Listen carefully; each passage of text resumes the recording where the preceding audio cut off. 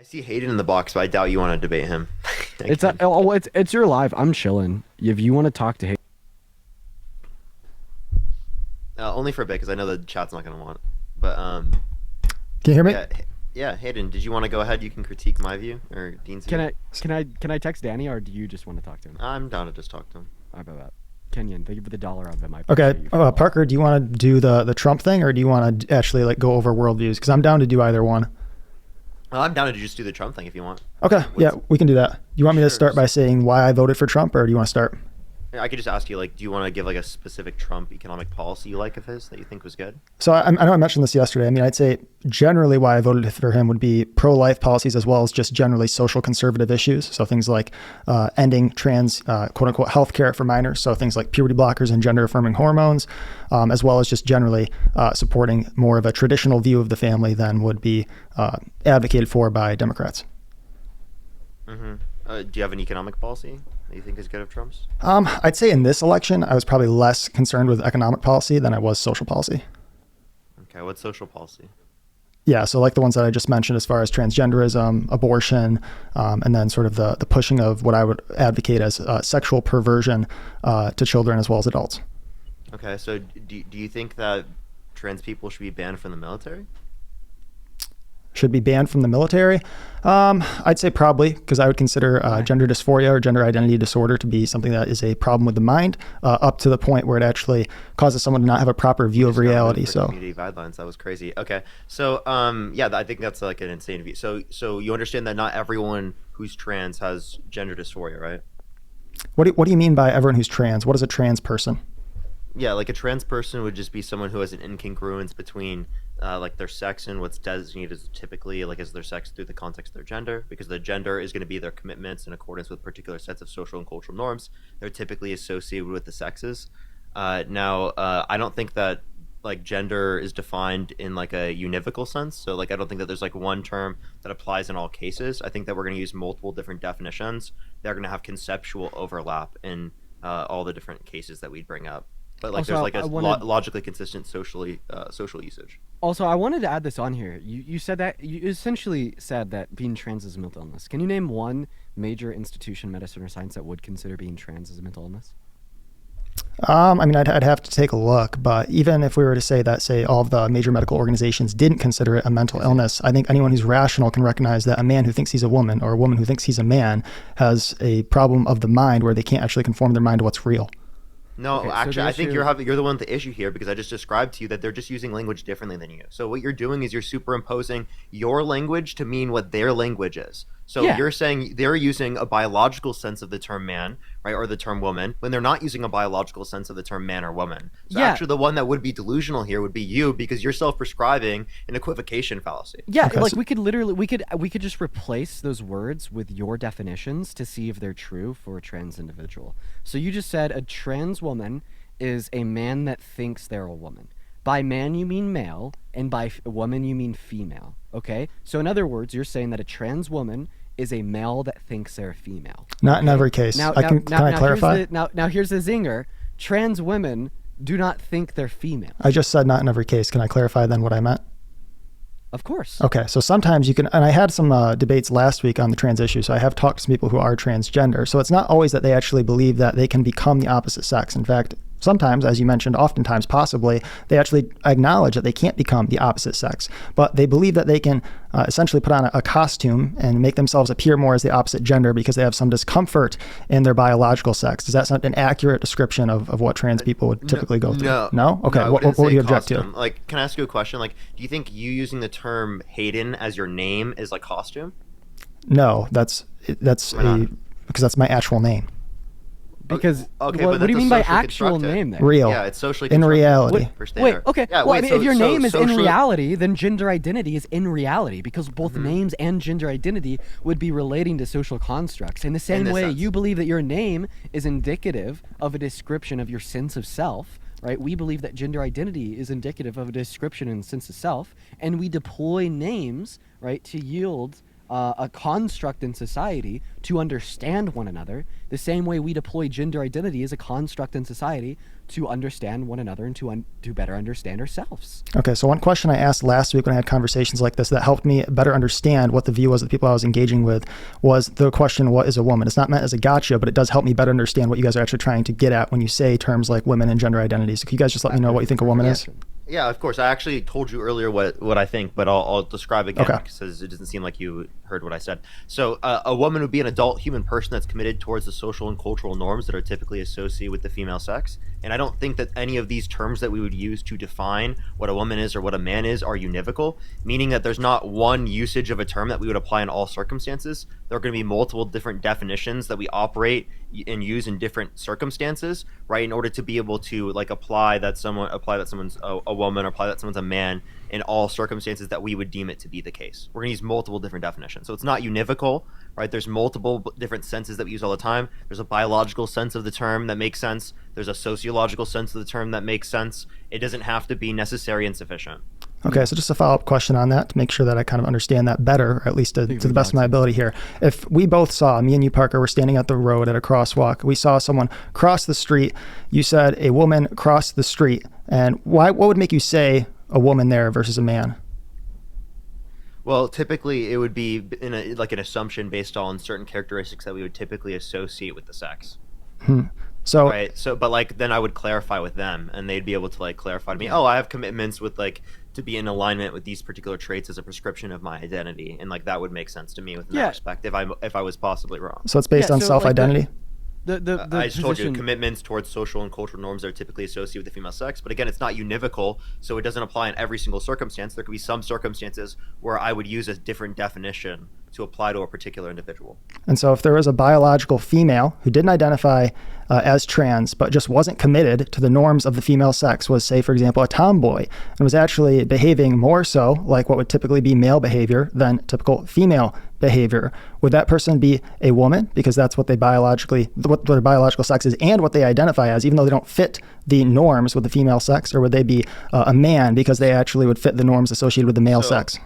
No, so again, if it depends on what their commitments are in accordance with, they have a desire to be in accordance with a particular set of traits as a prescription of identity. Within that case of like you'd said quote unquote tomboy, right? You understand in that case that they specifically have a desire to be in accordance with particular sets of social and cultural norms that are typically associated with the female sex as a prescription of their identity, and the traits that they have specifically associated with like the male sex, right, is not in alignment in terms of their identity, but rather like in terms of gender identity, but rather just particularly an expression of their gender. So, right? I don't think that it is the case that someone who is a man or is a woman has to always engage in particular behaviors that are typically associated with the sex. And Ashani, thank you for the $20 on PayPal. I appreciate you for the love, Ashani. W's for Ashani in the chat. So a woman is someone who identifies as a woman then? No, I just told you. It's again, a woman is an adult human person that has a commitment to be in accordance with a particular set of social and cultural norms that are typically associated with the female sex. Okay, but here's the problem though. In the case I told you it's not univocal, so it's not going to be applicable in every single circumstance. Oh, so it's just identity then, isn't it? What are you talking about? Because when I give the example, gender identity. So when I give the example of the tomboy, right? That tomboy, she's a female, and she's not committed to the norms associated with the female sex. So is she a man or a woman? Wait. They are. When you say committed, they have a desire to be in accordance with those particular set of traits in terms of a prescription of their identity. No. She's like, for example, in the case of biological female who isn't committed to the norms associated with the female sex, she just wants to live her life, and she happens. Can you let me finish? She's not committed to the norms associated with the female sex. She just wants to be who she is. And who she is just happens, her personality tends to align more with the norms, the cultural norms of the male sex. Is she a man or a woman? Because by your definition, she'd be a woman. She would be a man. What are their desires to be in accordance with the particular set of social and cultural norms in terms of a prescription identity? Which one? She doesn't care. What for example, they're non-binary? They're non-binary? No. Can I add on a part here? I want to add on. So I feel like what you're offering to us is a little bit of an equivocation fallacy. The reason I say that is because you predicate this individual as a tomboy, right, while also denying any womanhood to this individual in the sense of alignment with social norms typical that of females. So the issue that we're seeing here is, let's just take a female, right, that aligns with none of the social norms, categories, etc., typical that of the female sex, and aligns with many of that typically associated with the male sex. So we would expect this individual to self-identify as a trans man or non-binary, if this individual does not identify as a trans man or non-binary, meaning that they'd identify as a woman, well, the question would be in that circumstance, what do they mean when they say woman? And if all they mean by the term woman there is a female, this would just relate back to the conversation we're having right now, that we see gender identity to be distinct from sex. Okay, I just want to recognize something. I hope you're able to recognize it too. Based on what you just said there, Dean, under what you just said, you would say that a biological female who's more so the cultural norms that she generally purveys are more associated with the male sex than the female sex, that you actually think that she would have to identify as a trans So that's man. actually not what I said. I'll repeat it, but I just want to clarify that's not what I said. So first of all, you said aligns more with the categories typical that of men compared to women.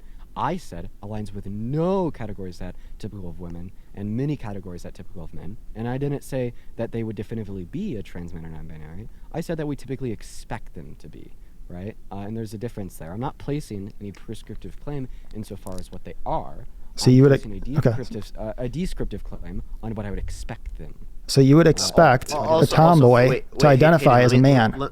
Hayden, can I give you a prescription? Also, the predication of the word tomboy would necessarily entail alignment with categories that typical of the female sex. I just want to clarify that is the equivocation in your question, but go ahead, Parker. Yeah, I have feminine traits, but I don't have like a desire to be in accordance with those particular traits as a prescription of identity. So I could have more feminine traits than masculine traits, but still have a desire to be in accordance with a particular set of social and cultural norms that typically associate with the male sex in terms of an identity, but not any of the feminine traits that I have. And if it's just based on a desire, it's self-ID. So again, when you say desire to be in accordance with these particular things, self-ID, you're trying to say it's self-ID because then you're going to bring up the fact that someone could lie. But my state is in a position where it's not subject to that same sort of critique because it's based upon the characteristics that they have and not whether or not they're prescribing it to you. Okay, Does that make sense? let me just test this then to see if you're consistent with that. If you have someone who their whole life... If you're going to ask me if in this specific circumstance, would it be the case that this definition would apply, I wouldn't always have to apply the definition that I just provided in every single scenario, right? I provide it in some scenarios. It's so not you change your univocal. Definition when it suits your argument? Yes, that's how it So you changed... Hayden, I know you're laughing there, but that's how we use language. So I use different definitions in different scenarios, and they're going to have conceptual overlap. When I define what a chair is or what a table is, in every single hypothetical scenario I give you, you're not going to use the same definition to define the chair or the table. Right? That's how we typically define ordinary things or how we use language. We're not that going to violates have the a law of univocal identity. usage. Is carpet a table? Listen, can I please finish? We're not going to have a univocal usage of a particular definition that applies in every single scenario. We're going to have conceptual overlap of multiple different definitions, and there's nothing logically incoherent about that. It violates the law of identity. No, it doesn't. It does. Is carpet a table? Because I never made the claim. I never made the claim that the particular definition of the term that I'm using, I use in every single scenario. Can we also just put it out there that like this actually is something that you do with your Trinity? You don't hold a univocal definition of the term God. What do you mean by that? Trinity has an objective definition. You understand that, right? It actually doesn't. I don't even know what Really? that means. Is Jesus a 100% God? Yes. Okay. Is the Father 100% God? Yes. Okay. Phenomenal. Is Jesus distinct and separate from that of the Father? Is Jesus distinct and separate from that of the Father? Jesus is distinct from the Father, yes.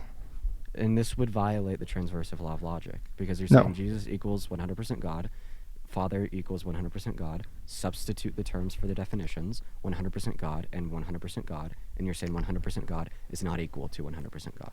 So first of all, I'll give the definition of Trinity, and then I'm going to try to bring it back to the Trump and transgender thing, just because that was the topic that we kind of agreed on. Is that okay?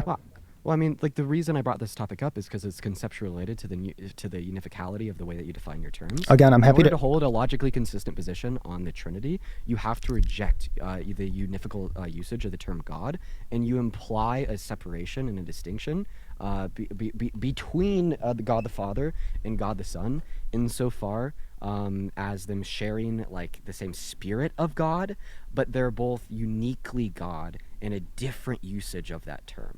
Okay, so once again, what I'm going to do here is I'll try to explain Trinity, and then I want to go back to the Trump thing, because that was kind of what we agreed on towards the beginning. Is that okay? Yeah, sure. Okay, I just wanted, sounds good. It's sharply related to demonstrate Parker's point. Okay, yeah, so when we talk about God and the Trinity, there is only one being of God, but that being exists in the form of three different persons. Now, I do want to try to bring it back to the trans thing. So an example, when I talk about us having objective criteria for words, we have to have objective criteria for words in order to have meaningful communication. Would you guys agree with that? Oh my goodness, and the live ended. Since the live ended, I thought I would take a few moments to explain why I believe Parker's definition of the word woman requires female tomboys to be considered men, and why the Trinity is not a contradiction, even though competing definitions of the word woman are a contradiction. Parker said that, quote, a woman would be an adult human person that is committed towards the social and cultural norms that are typically associated with the female sex. If we flip this for the definition of man, I would assume that his definition of man would then be the following: an adult human person that is committed towards the social and cultural norms that are typically associated with the male sex. Now, let's apply his definition of woman and man to the following female. Sarah is a logging worker, drives a Ram 3500, has short hair, engages in rough and tumble play with children, watches football while slamming beers on Sunday afternoons, wears no makeup, chews tobacco, played tackle football in high school, and only wears straight-cut jeans with a flannel that has both sleeves cut off. She has no plans to change her behavior or appearance since she is completely comfortable defying stereotypical gender norms. She is proud to be female, has always identified as a woman, and plans to always identify as a woman. In this case, Sarah is an adult human person who is committed to the cultural and social norms that are typically associated with the male sex, which, if we assume that Parker's definition of man mirrors his definition of woman, would make her a man, even though she identifies as a woman and is female. And Parker can't simply get around this by arguing that we can use the word woman one way in the context of a person's gender identity and another way in the context of describing someone we see walking down the street. If someone told Parker that they are identifying as a woman, he would need to know what they are identifying as. For example, if a woman told Parker that she identifies as a woman, what would Parker take that to mean? If he would take it to mean that she is, quote, committed towards the social and cultural norms that are typically associated with the female sex, end quote, then it shows that he is only really using one definition of the word woman. And his definition makes it so that females who identify as women but are committed towards the social and cultural norms that are typically associated with the male sex would be considered men. Now I want to explain why the Trinity is not a contradiction, even though competing definitions of the word woman are a contradiction. Briefly put, the difference lies in the logical clarity of categories. The Trinity clearly distinguishes between two important categories: person, meaning who, and essence, meaning what, to avoid confusion or contradiction. First, let's talk about essence, the what. The Father, the Son, and the Holy Spirit each fully share the very same essence, the same deity. The Father is God, the Son is God, the Holy Spirit is God. All three share exactly the same essence, the same divine nature. Next, let's look at personhood, the who. The Father, Son, and Holy Spirit are distinct as persons. The Father is not the Son is not the Holy Spirit is not the Father. They are three distinct persons. This does not violate logic because we're not claiming that the Father equals the Son in the same sense or the same category as the Father is God. To illustrate simply, consider an analogy with human nature. Alice is 100% human. Bob is 100% human. Carol is 100% human. Yet clearly, Alice does not equal Bob, does not equal Carol. They are distinct persons who share fully in human nature. Each individual is entirely human, not partially or fractionally. Sharing the same nature or essence, humanity, doesn't collapse their identities into one person.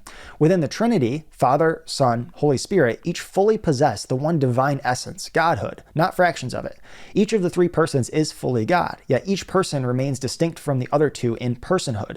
In contrast, the two definitions of woman both aim to define what a woman's essence is. Using both definitions simultaneously violates the law of identity because it asserts that A equals A and A does not equal A at the same time and in the same respect, causing logical contradiction. Parker's definition of a woman as a, quote, adult human person that is committed towards the social and cultural norms that are typically associated with the female sex directly contradicts the idea that a woman is someone who simply identifies as a woman. These two definitions are not complementary, but rather contradictory, because the word woman is forced to mean two mutually exclusive things at once, thus violating the law of identity. A must always equal A, never not A. In short, the Trinity avoids contradiction by clearly using separate categories, personhood versus essence, whereas two conflicting definitions for the essence of woman creates logical contradiction. A final note on this is that although humans universally experience exactly one person per one being, this is because human nature is limited by space, time, and material constraints. God, however, is spiritual and not bound by these physical or spatial limitations. Because God's essence is spiritual and immaterial, he is uniquely able to exist as one divine being revealed in three distinct persons without contradiction. While humans are limited to one person per being due to physical constraints, God's spiritual, immaterial, and unbounded essence allows multiple distinct persons, Father, Son, Holy Spirit, to fully share one single divine nature. Thus, the Trinity remains logically coherent even though it transcends ordinary human experience in the natural world. If you enjoyed this video, please check the description for ways that you can support me. Also, consider subscribing and watching more of my videos, which should be on your screen now.